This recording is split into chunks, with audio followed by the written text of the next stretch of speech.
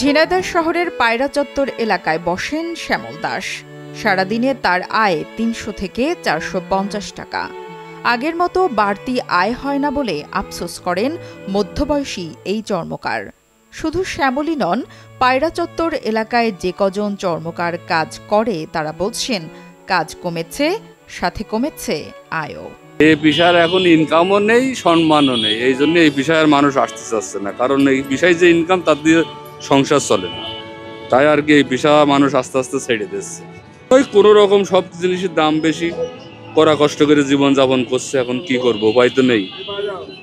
আমাদের জীবন যেভাবে হোক কাটালাম কষ্ট দুঃখ করে, আমাদের সন্তানের জীবন কিভাবে কাটবে আমরা তো সেই চিন্তাই করি।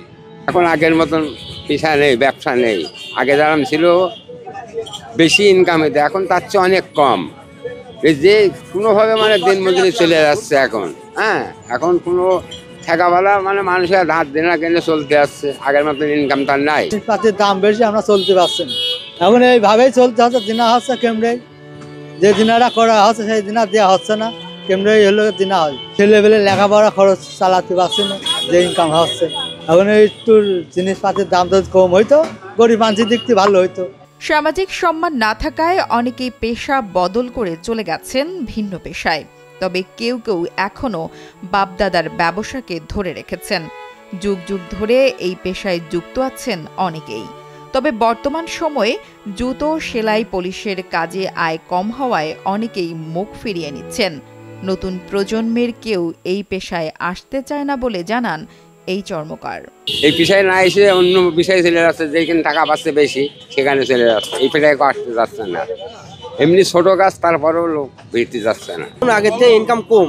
আগে ধর 700-800 কাজ করতাম, এখন 500-400 এরকম ইনকাম হয়। কষ্ট তো হয় সংসার চালাতে। যেখানে 1 কেজি কিনা সেখানে হাফ কেজি খাচ্ছে। ইনকাম কম, সংসার চালাতে কষ্ট।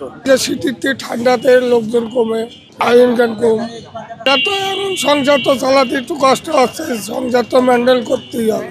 অনেকের সন্তানেরা স্কুল কলেজে পড়ালেখা করে, তাই চর্মকাররাও চান না তাদের সন্তানেরা এই পেশায় যুক্ত হোক। নুসরাত জাহান কলি, কালের কণ্ঠ।